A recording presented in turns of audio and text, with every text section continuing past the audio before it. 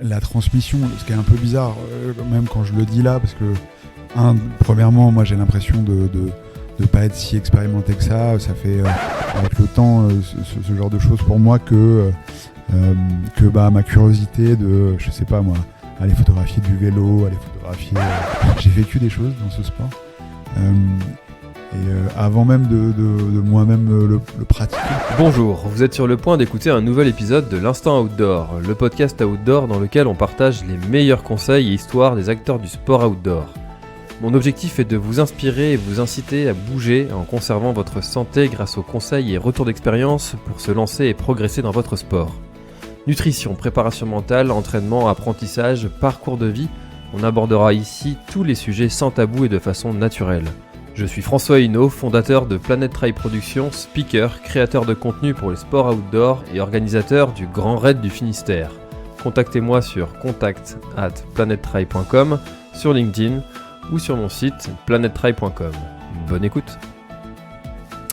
Alors Alexis, ça y est, c'est parti, j'ai appuyé sur enregistrement. On est ensemble encore une fois sur le Basecamp de chez Merrell. Comment vas-tu Alexis en cette semaine de l'UTMB qui doit être un petit peu chargée, un petit peu intense pour toi? Comment ça va? Ça va, c'est une semaine, c'est toujours la semaine la plus chargée de l'année. Et cette année ne fait pas exception. Et donc voilà, il fait beau, il y a une vraie richesse de courses et plein de choses dans tous les sens. C'est le tourbillon habituel de Chamonix, mais je suis un peu habitué et on y prend quand même plaisir. Trop bien. C'est vrai qu'il y a une énergie, il y a un truc qui se passe ici sur Chamonix. Moi, c'est la première fois que je l'ai vécu, c'était l'année dernière. Et j'ai tout de suite ressenti cette énergie. Alors toi, en plus, en tant que photographe, l'émotion, l'énergie, les choses comme ça, c'est peut-être quelque chose que tu as dans le regard, qui est habitué à le ressentir peut-être. Est-ce que tu dirais que ici, sur Chamonix, pendant cette semaine de l'UTMB, il y a vraiment cette énergie où tu la ressens aussi? Ouais, c'est vrai qu'il y a un côté... espèce de grand-messe, de communion, un peu tous les coureurs et les coureuses du monde, quoi. Ce qui était peut-être un peu moins le cas il y a une dizaine d'années. Maintenant, avec toutes les courses annexes de l'UTMB, ça a fabriqué quelque chose où on a vraiment l'impression que tout le monde est là et que dans la rue, on voit comme ça vraiment tout le monde, quoi. Et cette espèce de retour annuel des mêmes têtes, ça fabrique un truc un peu spécial et qui a pris, je pense, ces dernières années une ampleur qui est juste... on peut pas trop comparer avec d'autres événements dans ce sport-là.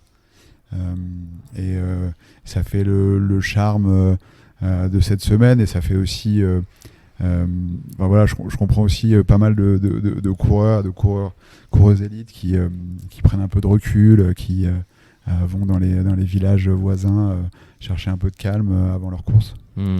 C'est vrai que tu vois, j'ai terminé la TDS hier et sur cette arrivée donc entre les Ouches et Chamonix, tu vois beaucoup de coureurs qui s'entraînent, des athlètes élites qui se font aborder, qui t'encouragent. Il y a vraiment cette effervescence autour du trail, cette bienveillance, cette générosité aussi des athlètes très connus. Toi, je me suis fait saluer par Pau Capel, par Thibaut Garivier. Enfin bref, il y a vraiment aussi cette bienveillance qui existe et peut-être que les coureurs viennent chercher ça aussi, toute cette énergie. On a déjà commencé à discuter un petit peu, mais une des premières questions que je pose d'habitude, c'est de savoir qui tu es. Est-ce que tu pourrais te présenter, s'il te plaît? Du coup, Alexis Berg, j'ai 36 ans. J'habite assez loin de Chamonix, j'habite à Paris, dans un milieu sans montagne. Mais depuis une dizaine d'années, je fais beaucoup de photos de trail, de course à pied, de montagne. C'est devenu... photographe était déjà un peu mon métier, mais c'est vraiment devenu là mon activité centrale, faire des photos de trail. En parallèle de ça, j'aime bien aussi les autres formats de narration visuelle où voilà, donc je fais des documentaires, je fais des livres, et donc je me concentre pas seulement sur la photo, parce que je trouve que c'est bien d'avoir un peu de variété, un peu de fraîcheur, de pas juste faire la même chose. Bon voilà, comme plein de gens, hein, j'aime bien avoir plusieurs passions, et donc voilà, photographe de trail, on va dire c'est la casquette principale. Alors, j'ai reçu d'autres photographes sur le podcast. Il y a une question que j'aime bien poser à vous, les photographes. C'est quoi une belle photo ? Une belle photo, c'est finalement pas tant celui qui l'a fait que celui qui la regarde qui décide si c'est une belle photo. En fait, il y a plein de regards différents. Je parle vraiment voilà, de regard du spectateur, hein, de celui qui reçoit. Du coup, pour moi, une belle photo, c'est d'ailleurs pas le cas de plein de photos que je fais. Une belle photo, c'est quelque chose d'assez personnel, je pense, qui soit va nous toucher pour des raisons purement esthétiques. Pour un photographe, c'est vrai qu'on a ce biais-là, on a quand même une lecture très, très formelle, quoi, des images. Après, une belle photo, c'est vrai que c'est pas trop une notion, c'est pas trop comme ça que je qualifie les photos en général. Je dirais que je parle plus de grandes photos, ce qui veut s'éloigner un petit peu de cette question de juste l'esthétique, la beauté, mais est-ce qu'une photo elle arrive à raconter une histoire, est-ce qu'elle arrive à être à la hauteur de ce qui s'est passé. Moi j'appelle ça plutôt une grande photo, mais ça veut dire un peu la même chose. Et alors j'ai rencontré ton frère l'année dernière sur la Diagonale, et j'ai eu l'occasion de voir votre documentaire sur la Barclay et sur notamment les finisseurs. Quelle est l'histoire des frères Berg et de cette Barclay ? Alors l'histoire des frères Berg, en tout cas sur le volet trail, il commence aussi à la Diagonale des Fous. Moi j'étais vraiment à l'extérieur de ce sport avant d'aller accompagner donc Fred en 2013 sur la Diagonale des Fous. C'était peut-être sa 3e comme coureur, et du coup voilà, je l'avais accompagné là-bas, et il a couru, il a terminé. Moi j'avais pris mon appareil photo pour faire un petit film sur sa course, et quelques photos, et c'est là où moi en fait j'ai commencé. C'est vraiment la première course auquel j'ai assisté, c'est la première course que j'ai photographiée, et c'est le départ un peu de moi, mon histoire avec le trail. Et lui, son histoire avec le trail, elle remonte à plus longtemps, quoi. Il était coureur. Et la Barclay, alors là, on fait un grand saut dans le temps, parce que la Barclay, c'est quelque chose que moi j'ai découvert en 2017. Fred n'est jamais allé à la Barclay. Moi j'ai bossé sur la Barclay avec un autre journaliste, Frédéric, donc il est journaliste, mais j'ai travaillé avec Aurélien Delfos, qui est journaliste à l'équipe, avec lequel on a fait un livre et un documentaire sur la Barclay, qui est une course qui vraiment du coup ressemble, qui est à l'opposé du spectre par rapport à là où on se trouve en ce moment. C'est vraiment tout sauf Chamonix. Ici, il y a le plus de monde possible. À la Barclay, les spectateurs ne sont pas les bienvenus. Ils ne sont pas invités, je veux dire. La date est secrète. Enfin voilà, il n'y a pas de village, d'expo, il n'y a pas de présence de marque, en fait. Il n'y a pas de restaurant, il n'y a pas tout ce qui est ici. Donc la Barclay, c'est vraiment un monde très très différent. J'aime bien les deux. je pense qu'il y a des choses très différentes à y trouver. Et voilà, et la Barclay, si tu en parles, c'est sûr que moi, sur une dizaine d'années dans ce monde du trail, j'ai beaucoup bossé ces dernières années sur la Barclay. Ça a été une rencontre importante comme photographe, mais du coup aussi comme réalisateur, comme auteur.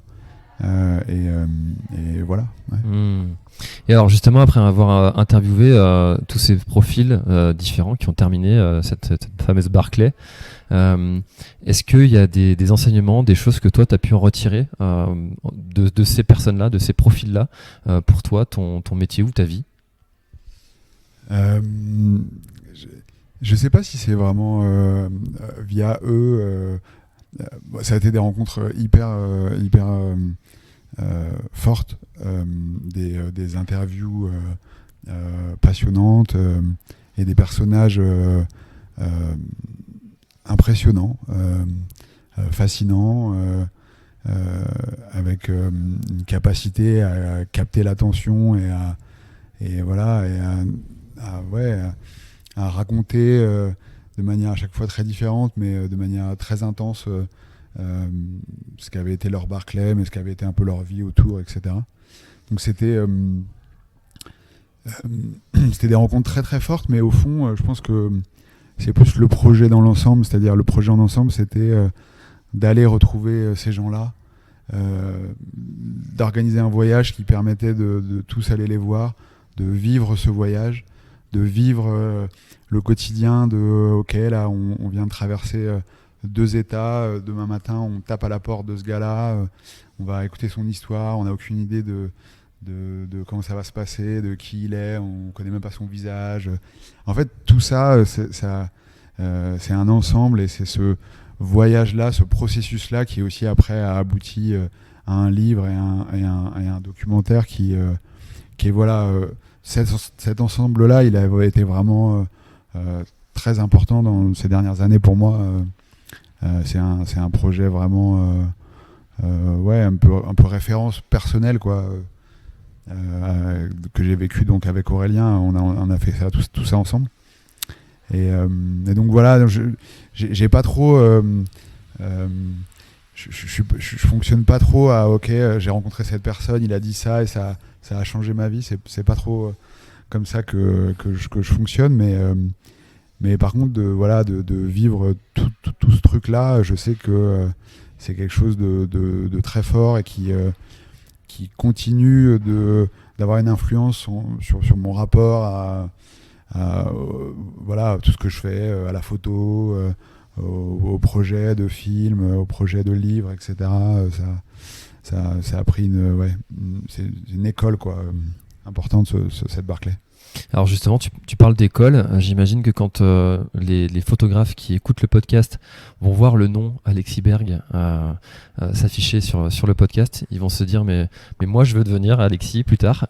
Est-ce que tu aurais des conseils peut-être à donner aux jeunes générations? Parce que la photo c'est un milieu qui est en bouleversement un petit peu avec tous ces systèmes de photos avec smartphone où chacun veut faire des belles photos. Mais qui est aussi un peu en bouleversement parce que faut trouver une source de rémunération si on veut en vivre. Quels seraient toi tes conseils que tu pourrais donner aux jeunes générations? C'est vrai que c'est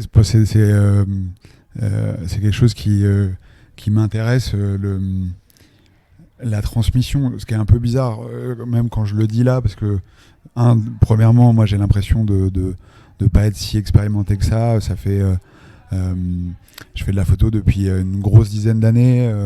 Je suis pas si âgé que ça, et du coup j'ai pas vraiment une vision de me dire ok, maintenant je vais parler aux jeunes. Mais néanmoins, cette histoire d'essayer un peu de montrer des choses, de transmettre des petits savoir-faire, c'est quelque chose que je veux faire depuis plusieurs années. Donc du coup, ça fait plusieurs années que je fais des stages photo où c'est un peu ça en fait, c'est genre emmener des gens souvent un peu moins expérimentés, qui ont envie de faire de la photo de manière professionnelle ou semi-professionnelle, etc. Et de les emmener vivre. Donc je fais toujours ces stages adossés à une course, et donc un peu dans le quotidien de celui qui est le mien quand je couvre une course. Je fais ça avec David Gontier, qui est un autre photographe que je connais depuis plusieurs années, avec lequel on a pas mal bossé ensemble et avec lesquels on partage pas mal de choses, et donc du coup on encadre ça ensemble. Et du coup je réponds à ta question, c'est quoi mes conseils, mais du coup je donnais un peu ce contexte avant, et donc moi ce que j'essaye de dire aux gens qui veulent faire de la photo, de manière technique, la première chose que je dis, c'est d'essayer de faire de bosser au maximum en manuel, c'est-à-dire de ne pas faire trop confiance à l'algorithme de l'appareil photo, et essayer de comprendre un peu comment fonctionne cette petite boîte, appuyer sur un levier, en toucher un autre et voir un peu ce qui se passe. Et donc la photo numérique, ça permet je crois comme on paye pas les films, avant ça coûtait très cher de faire des essais. Aujourd'hui ça coûte rien, et en fait c'est comme ça qu'il faut apprendre la photo. Il faut tenter, il faut modifier un peu tout ça, et essayer de comprendre comment fonctionne la lumière, parce que moi je dis beaucoup aux stagiaires et aux gens qui me posent des questions sur la photo, c'est que la base de tout c'est la lumière, et bon évidemment tous les photographes disent ça, hein, il n'y a rien de très original, mais quand même je le répète, c'est ça avant tout qui va décider s'il est possible de faire une image. Et donc je pense qu'il faut se mettre en quête de regarder la lumière un peu tout le temps, un peu partout, de quelle manière elle modèle un peu ce qu'on a. Là en face de moi, il y a une fenêtre là-bas qui éclaire une chaise de manière très jolie, et ben voilà, je sais que mon œil et mon cerveau il l'a vu quand je me suis assis, et en fait c'est ça que doit faire un peu un photographe, c'est on arrive quelque part, et en fait sans même vraiment y avoir pensé, on a déjà un peu fait une sorte de diagnostic de comment se diffuse la lumière, où est-ce qu'elle est jolie, et le photographe qui fait des photos même avec son appareil photo, avec son téléphone, c'est ça qui doit penser avant de regarder l'action, avant de regarder le cadrage, avant de regarder des choses comme ça. C'est où est la lumière, et quand on a commencé un peu à jouer avec et à apprendre à s'en servir, on est en train de faire des photos. On va progresser. C'est vrai que cette histoire de lumière, je l'ai découvert en faisant un reportage photo justement avec un photographe vidéaste réalisateur professionnel, et j'étais très impressionné par ça en fait, cette capacité à se projeter et puis à se dire tiens, à telle heure de la journée, alors il avait une application qui lui montrait le soleil en fonction des périodes, le soleil sera là à telle heure, et du coup lui s'était projeté en se disant là je sais que cette photo rendra beaucoup mieux que maintenant. Donc il faudra que je revienne. Il y a cet œil du photographe qu'on dit, c'est l'œil du photographe. Comment est-ce qu'on l'aiguise ? Évidemment, la réponse facile serait de dire, comme pour n'importe quelle activité, comme n'importe quel métier, on pratique. Je pense que pour la photo, ce que je disais tout à l'heure, et à mon avis important pour répondre à cette question, c'est essayer de pas trop abandonner à l'appareil photo des choix qu'on pourrait faire nous-mêmes. Et donc du coup, moi j'appelle ça être en manuel, ça veut dire que c'est nous qui allons se poser des questions de savoir ça va être quoi notre temps de pause, ça va être quoi la sensibilité, ça va être quoi l'ouverture de notre optique, et ça en fait quand on a commencé à se poser ces questions-là, on progresse en photo. Et la lumière, de toute façon c'est simple, c'est la matière première du photographe, comme pizzaiolo que j'ai regardé tout à l'heure me faire une pizza, en fait, il a les mains dans la pâte toute la journée et en fait, il sait, sans même la regarder, quelle est la qualité de sa pâte. Il faut encore qu'il continue de la malaxer. Et en fait, le photographe, c'est un peu ça aussi. En fait, il faut arriver à un moment donné où on a tellement malaxé la pâte que, en fait, juste en y posant ses doigts, on sait si elle est prête à être étalée, si elle est bonne, etc. Et donc, voilà, à la fin, en fait, en photo, on se pose plus. Il y a plein de questions qu'on oublie, un peu comme quand on apprend à conduire assez vite, on n'a même plus trop conscience de ce que font nos pieds, quoi. On oublie qu'on est en train d'appuyer sur une pédale ou une autre, et donc du coup en photo il se passe un peu la même chose au bout d'un moment, quoi. Et tu dirais que tu es tout le temps un petit peu en train de regarder, en train d'aiguiser cet œil, ou comme les passionnés de course à pied, quand ils voient quelqu'un courir, ils sont obligés de regarder comment est-ce qu'il court. Tiens, il est plutôt avant-pied, tiens, il est plutôt talon, tiens. Et toi, tu es tout le temps un petit peu dans cette recherche? Bah, en fait, c'est vrai que je sais que mon œil, mon cerveau, il passe forcément son temps à regarder les choses et à y voir une photo potentielle ou pas. Après, moi, je fais quelque chose qui est pas si fréquent chez les photographes, c'est que j'ai très rarement un appareil photo avec moi. Là, j'en ai pas. Quand je travaille pas, j'ai pas mon outil de travail avec moi. J'ai pas un appareil photo, et c'est aussi un peu pour pas passer trop de temps à regarder, à vouloir faire des photos, etc. En fait, si j'ai un boîtier, en fait, je vais quand même regarder beaucoup plus le monde comme un photographe, ce qui est très bien. C'est pas quelque chose que je critique, hein, mais c'est vrai que ça va accaparer un peu mon attention. Je vais vouloir faire des photos. Et du coup, je mets ça à distance, mais vraiment de manière assez drastique. J'habite à Paris, je fais jamais de photos à Paris. Je fais pas de photos de mes amis, je fais pas de photos de ma famille. J'ai jamais un appareil photo avec moi autour du cou quand je vais me balader ou etc. C'est un peu bizarre, hein, parce que du coup, on a l'impression que peut-être j'aime pas la photo. Mais c'est l'inverse, en fait. C'est si j'ai un appareil photo, je vais vouloir faire des photos. Donc voilà. C'est intéressant cette distinction que tu fais entre ton activité pro et puis ta vie à côté. C'est vrai que c'est contre-intuitif, en fait. C'est vrai que quand on voit des gens qui sont passionnés de photo, ils ont toujours un appareil photo avec eux pour saisir un instant, et ouais, c'est intéressant. Du coup, ça me fait penser à une question que je voulais te poser. Quelles sont les compétences d'un photographe auxquelles on ne penserait pas forcément? Je sais pas. Pour prendre le cas ou l'exemple peut-être que je connais le mieux, c'est un photographe de trail, de montagne, etc. Peut-être ce qu'on n'imagine pas, c'est que une partie très importante du boulot, elle se passe bien avant dans la planification, dans construire en fait une journée de suivi de course. C'est vraiment quelque chose de très important.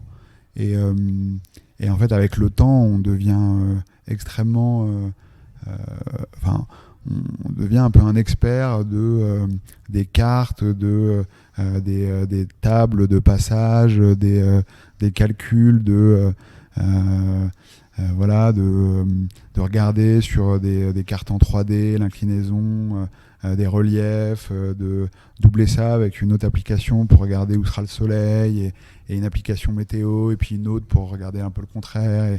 Et en fait, ça, on l'imagine pas forcément, mais c'est une part importante du boulot, quoi, d'étudier à l'avance un peu ce qu'on va faire, surtout quand on couvre un événement avec des contraintes, avec une sorte d'urgence permanente, avec des distances assez importantes, avec des contraintes d'accès, des embouteillages.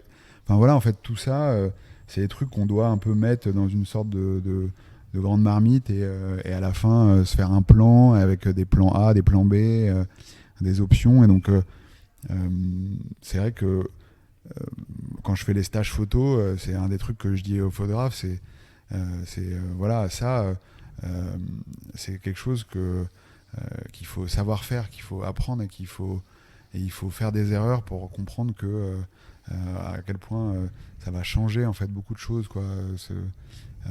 les compétences qu'on peut développer dans la planification. Alors justement, tu parles de stage photo. Je sais que tu viens, alors là je vais faire ma petite minute très chauvin. Je sais que tu viens sur le Ménestrail en Bretagne. Et comment est-ce que tu vois ce monde du trail breton, qui est un petit peu un monde avec un gros niveau, hein, des trailers qui viennent en montagne et qui performent.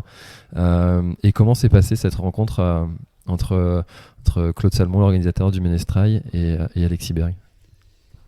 En fait, faut dire que j'ai fait des études de journalisme à Lannion, dans les Côtes-d'Armor. D'accord. Et donc, et puis voilà, j'ai de la famille en Bretagne, donc quand j'étais petit, j'allais passer des vacances dans le Finistère. Et donc, la Bretagne a toujours été plutôt un endroit assez proche dans ma vie, quoi. Et donc j'y ai à différents moments de ma vie, quoi, passé des moments et tisser un peu des histoires. Et donc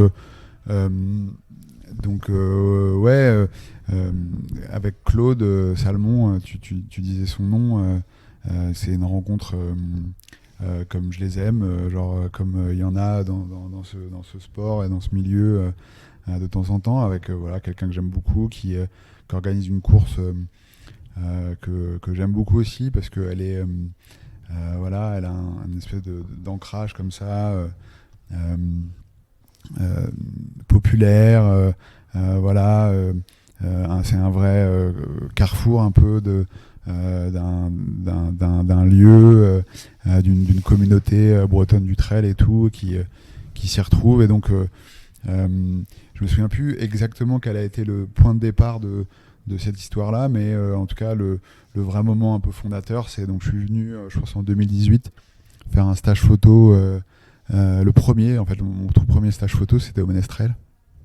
Et donc voilà, et j'avais été reçu de manière incroyable par Claude et puis les bénévoles du Ménestrel. Ils avaient organisé des projections, des expos photos. On avait fait le stage, on avait fait des photos pendant la course. Et voilà, et donc c'est ce que j'aime bien aussi, évidemment, dans le fait d'être resté un peu pendant longtemps comme ça dans ce monde-là du trail, et de pas c'est vrai que je pourrais en fait faire plein de sports, je pourrais et ça pourrait m'intéresser en fait, clairement, hein. Y a plein d'autres choses pour moi qui pourraient être très intéressantes à photographier, mais le fait de rester un peu fidèle à un monde là, celui du trail, c'est vrai que ça prolonge un peu des histoires, ça approfondit des relations avec des gens, ça tisse des liens, et en fait je crois que ça a plus de valeur avec le temps, ce genre de choses pour moi, que ma curiosité de, je sais pas moi, aller photographier du vélo, aller photographier plein de choses qui sont peut-être même pas du sport. C'est vrai que j'aime bien le fait que ça fait des années que je recroise un peu les mêmes gens, que ici par exemple pendant l'UTMB, je suis content de revoir plein de gens, et donc ça c'est important, ouais. Donc on peut pas avoir Alexis Berg photographe de son mariage? Non, je crois pas. Mince. C'est ça. Bon, je suis déjà marié. On me l'a déjà proposé. J'ai fait quelques photos de mariage il y a vraiment longtemps. J'ai rien contre. En fait, moi, j'ai rien contre les photographes de mariage ou la photographie de mariage. C'est un métier aussi. Mais c'est vrai qu'aujourd'hui, je choisis des projets aussi dans lesquels qui m'intéressent en fait. C'est peut-être un peu paradoxal, parce que tout à l'heure j'ai expliqué que la photo c'était pour moi quelque chose qui était vraiment mon travail, mais en fait j'essaie quand même que mon travail il s'effectue dans des projets qui me parlent en fait, qui m'intéressent, quoi. Il y a des choses que je fais pas parce que je sais que photographiquement ça m'intéresse pas trop. Et en fait, je pense qu'on a quand même besoin, enfin moi j'ai besoin d'être photographiquement intéressé par quelque chose pour Sinon, peut-être que je vais le faire de manière moins convaincante, quoi. Donc voilà. Et alors si c'est une question, je pense, qui va être un peu dure pour toi que je vais te poser là. Je te préviens, je te mets dans l'ambiance. Admettons que tu as toutes tes photos qui sont imprimées, absolument toutes. Ta maison brûle, tes photos sont dedans. Il y en a une que tu peux sauver. Laquelle tu choisis? En fait, c'est pas si dur que ça parce que j'ai pas un attachement, comment dire. Je suis pas trop fétiche en fait de mes propres photos. Voilà, moi j'ai des disques durs, j'en prends soin. Je dis pas qu'ils sont pas rangés quelque part, etc. Et que je fais pas un peu attention à essayer de conserver les archives de mes données, etc. et tout, mais j'ai pas non plus un espèce d'attachement central à tout ça aussi parce que en fait je vis dans un monde où les photos disparaissent pas. Les photos, elles ont déjà été publiées, elles sont quelque part, elles sont en ligne, elles ont été vues, etc. Et donc une photo pourrait pas vraiment disparaître. La seule chose qui pourrait peut-être disparaître, c'est une photo que personne n'a encore vue. Mais du coup, oui, sans doute que j'ai des photos que personne n'a encore vues. Et ce serait dans celle-là que je choisirais une photo. Et là, je ne saurais pas dire laquelle, mais ce serait plus ça, en fait. Et voilà, des choses. Par exemple, j'étais juste avant l'UTMB. J'étais dans les Pyrénées. Il y a une course incroyable. C'est le challenge du Mont-Calm. Il y a le marathon du Mont-Calm. Il y a 2 ultras qui sont la Pika Pika et la Pika Ariège. C'est des événements incroyables dans un milieu genre magnifique. Et donc j'ai passé 3 jours à faire des photos là-bas. J'ai jamais autant marché et crapahuté pendant une course. C'était vraiment enfin voilà, c'était long. Et du coup, ces photos-là, je suis arrivé à Chamonix, j'ai pas eu le temps de les éditer. Elles sont quelque part dans un disque dur. Voilà, celle-là, c'est celle-là que je mettrais de côté, que j'essaierais de sauver parce que personne les a vues à part moi. Voilà. D'accord, donc ce serait celle que les gens n'ont pas encore vue et que tu as envie de partager. Tous ces beaux moments que tu as pu prendre sur l'instant. En fait, je te posais cette question-là parce que moi, quand j'entends Alexis Berg, je repense à cette photo. Alors, j'ai peur de me tromper, mais je crois que c'est de Gary, un des presque finisseurs, qui s'est échoué sur la ligne, presque sur la ligne d'arrivée de la Barclay. On le voit allongé au sol, presque tout trempé. Est-ce que c'est une photo dont on te parle qui ressort souvent? Oui, c'est sûr, c'est une photo assez importante pour moi dans ce qu'elle représente de ma tentative de pas juste faire des images, on va dire, voilà, elle est belle, tout à l'heure on disait, mais du coup une photo qui arrive à raconter un moment précis et qui puisse transmettre un peu ce moment-là, d'ailleurs même à des gens qui n'ont pas le contexte. Voilà, les gens qui connaissent pas ce qu'il y a derrière cette photo, et il y a une histoire très longue, ils peuvent quand même y trouver une forme d'intensité, enfin voilà, quand même être destinataire de ça. C'est une photo importante parce que c'est aussi le point de départ un peu de mes histoires avec la Barclay, parce que en fait cette photo c'est le motif qui a servi de point de départ à un film que j'ai fait avec Aurélien Delfosse, qui s'appelle La Barclay sans pitié. Presque le film, l'idée c'était de raconter cette photo, c'est-à-dire d'où elle venait, quoi, de dénouer le fil à l'envers, parce que cette photo c'est la fin de l'histoire, et de re-raconter l'histoire et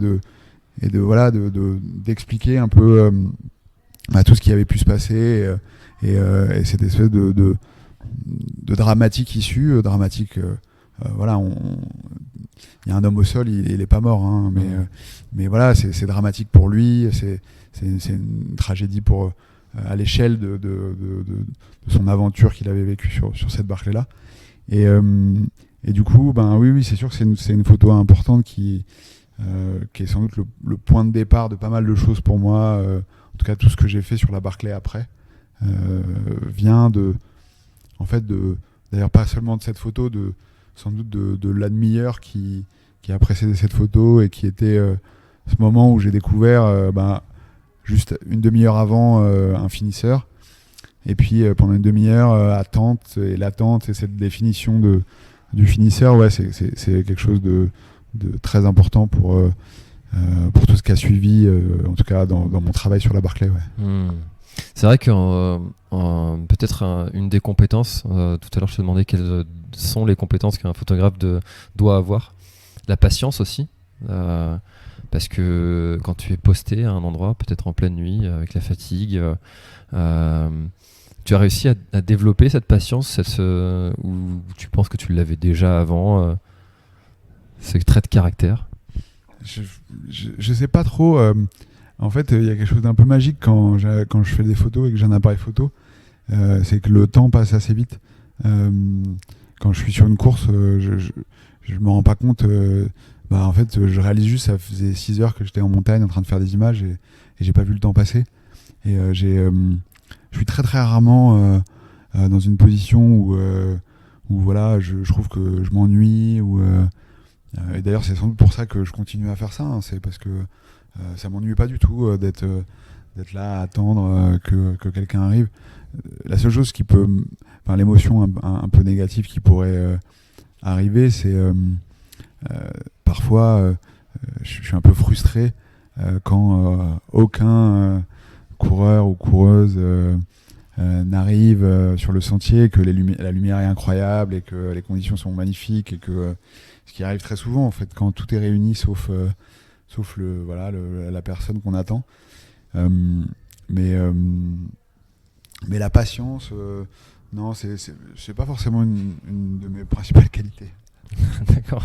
Ouais, c'est contre-intuitif un peu parce que moi j'ai cette image des photographes qui restent pendant des heures. Mais peut-être que c'est aussi en lien avec le fait que tu n'aies pas ton appareil photo tout le temps et que tu arrives à te mettre dans une espèce d'ambiance de travail où quand tu es en train de faire de la photo, quoi. Ouais, après c'est aussi il y a autre chose, c'est que, et ça rejoint, et c'est peut-être pour ça aussi que tout à l'heure j'ai parlé de la planification, etc. C'est que en fait normalement j'ai pas à attendre sur une course parce que je suis arrivé au bon moment. Enfin, quand je dis au bon moment, c'est au moment où j'avais prévu d'arriver, et ce moment j'avais prévu qu'il soit assez proche du moment où les gens vont arriver, les coureurs vont arriver, et aussi à un moment donné où la lumière, je sais où est-ce qu'elle va être et comment elle va être. Et en fait, quand on a fait tout ça avant, on n'attend pas beaucoup. Enfin, en tout cas, dans mon cas, si je vais pendant l'UTMB faire des photos du lever de soleil au Grand Col Ferré, je vais arriver un quart d'heure avant la première personne que je veux photographier. Et parce que j'aurais été précis sur ça, et parce que c'est possible de l'être. Surtout quand on l'a fait plein de fois et qu'on sait qu'on est capable de mesurer, ok, avec mon sac, je sais à quelle vitesse, je suis capable de faire tel dénivelé, machin, etc. Et donc du coup, sur cette question de l'attente, au fond, à mon avis, l'autre compétence d'un photographe de trail, par exemple, c'est justement d'arriver à être bon en calcul. Et en fait, de ne pas avoir trop à attendre. Et en tout cas, de pas trop s'attarder quand on a fini ce qu'on a à faire, ou alors de pas trop avoir gaspillé du temps quelque part sans rien faire alors qu'on aurait pu être ailleurs en train de faire quelque chose.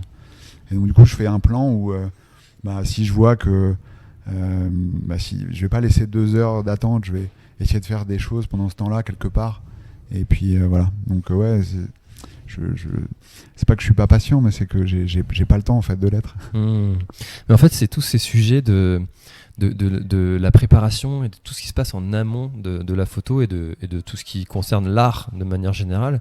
Je ne sais pas si tu connais cette histoire de Picasso qui griffonne un truc sur un bout de nappe et puis la serveuse qui lui demande est-ce que je peux vous le prendre, et il dit oui, ça fera 60 000, et elle dit mais comment ça vous avez pris 10 secondes de le faire? Non madame, ça m'a pris toute une vie, parce qu'il y a toute cette expérience qui est en amont. Toi, c'est quelque chose que tu as accumulé au fil des années, et c'est peut-être quelque chose qu'on ne voit pas, et que peut-être les gens n'imaginent pas, tout ce travail qu'il y a en amont. En tout cas moi, tout ce que tu me racontes là, je ne l'imaginais pas en fait, clairement, hein, toute cette préparation en amont avec, comme tu disais, toutes ces applications différentes et cette connaissance aussi de ses propres compétences physiques.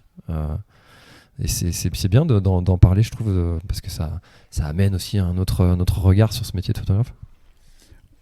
Et même si au fond, là où on met le plus d'expérience et le plus de temps, etc., c'est vraiment sur le sujet photographique.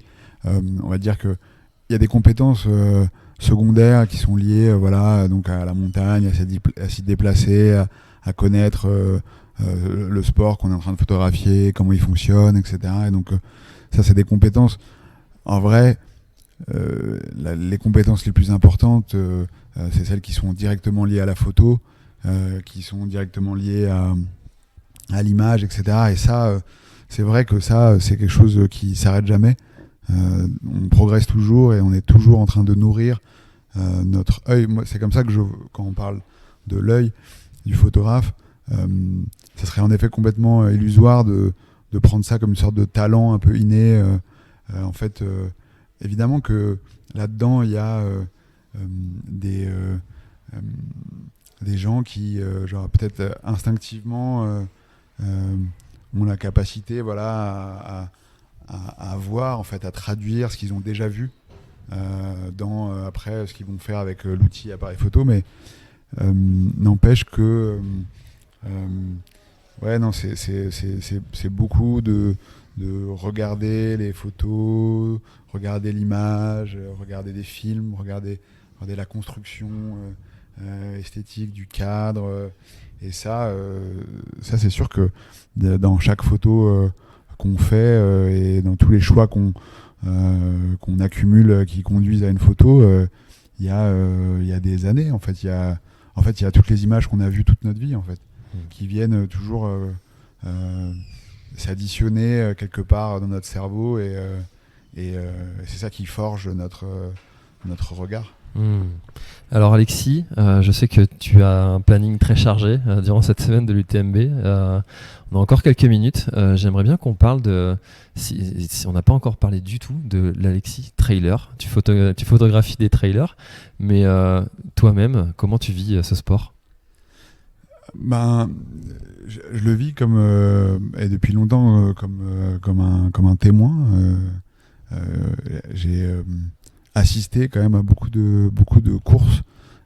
J'ai côtoyé beaucoup de coureurs, de coureuses. J'ai quand même, je crois, une expérience vraiment longue de ce sport dans un rôle très particulier qui est celui de photographe, mais qui quand même fait que je sais pas si c'est des connaissances, mais j'ai vécu des choses dans ce sport. Et avant même de moi-même le pratiquer, au sens de moi-même courir, quoi. J'ai d'ailleurs mis assez longtemps à vraiment courir. C'était aussi une manière pendant pas mal de temps de cultiver un peu ma différence, en tout cas c'était quelque chose qui, je pense, pouvait presque me servir comme photographe, d'être un peu extérieur comme ça, en fait, peut-être aussi dans mon rapport avec les athlètes, hein. J'avais quelque chose une distance peut-être, qui était celle de moi qui cours pas, genre mon rapport va peut-être être un peu plus simple, mes questions, mes discussions vont être un peu différentes, et donc du coup pendant des années c'était comme ça.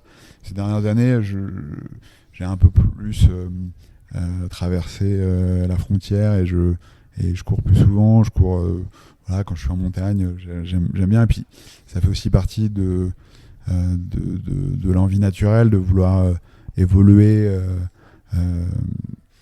voilà, en montagne, quoi, de pouvoir se déplacer de manière le plus aisée possible. Et donc maintenant, c'est comme ça que je suis un coureur. C'est pas avec des ambitions de dossard, c'est pas avec des chiffres en tête. C'est plus avec la volonté de pouvoir me déplacer en montagne de manière voilà, avec aisance. Tu ne portes pas de dossard? Ça m'arrive des fois. Ça m'est arrivé 3 fois en fait, si je peux compter. Ça m'est arrivé une fois ici au marathon du Mont Blanc. Ça m'est arrivé au Ménestrel et ça m'est arrivé dimanche dernier dans les Pyrénées. D'accord. Ouais. Et ça, c'est un vrai choix ça ne t'intéresse pas plus que ça en fait d'aller dans un milieu qui va être plus sur la compétition? C'est pas une question que ça m'intéresse pas. Déjà, en fait, quand je travaille, j'ai pas le temps de courir là. J'aurais pas le temps là de m'inscrire sur une course et de la faire. Et en fait, si j'ai envie de courir des courses, c'est pas forcément celle que j'ai envie de photographier. C'est des choses différentes. Et voilà, c'est comme ça. Ouais. Ok. Dernière question. On est ici sur le Basecamp de chez Merrell. Tu as fait ici un vernissage avec des photos magnifiques que tu as prises sur des athlètes Merrell. Comment s'est passée cette rencontre et ce stage de photo, enfin cette prise de photos? Ouais, bah c'était une expérience vraiment chouette. On s'est retrouvés pendant une dizaine de jours aux Canaries au printemps avec quasiment au grand complet un peu la team Merrell un peu internationale là, qui est en train de courir des courses en ce moment. Je sais que là il y a les sœurs Elcott qui sont en train de courir. J'ai vu Alex demain, je pense que Ragna va courir l'UTMB. C'est des gens pour certains que je connaissais déjà, pour d'autres un petit peu moins, et c'était donc on a passé 5 jours sur l'île de Tenerife et 5 jours sur l'île de Grande Canaria avec à chaque fois des coureurs, des coureuses différents, et c'était vraiment super chouette parce qu'on a exploré un peu ensemble les îles. On n'a pas eu voilà, seulement quelque chose d'un peu réglé. On fait des photos, c'est un shoot, c'est un peu. On a partagé pas mal de choses ensemble, et c'était vraiment un moment très agréable où on a fait pas que des photos. C'était très cool. On imagine très bien. Alexis, merci. Je sais que tu es maintenant attendu. Où est-ce qu'on peut suivre ton travail et puis retrouver facilement tes productions? Bon, on est en 2022, je suis photographe. C'est vrai que Instagram, c'est un peu la porte d'entrée la plus directe vers voilà, ce que je fais un peu régulièrement au quotidien, les projets, les choses qui arrivent, qui viennent.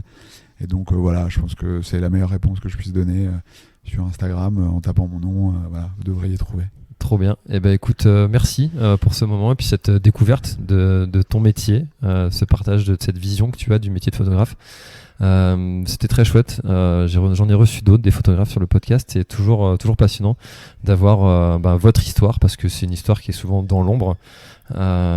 Merci beaucoup, Alexis. Merci à toi, c'était très agréable de parler.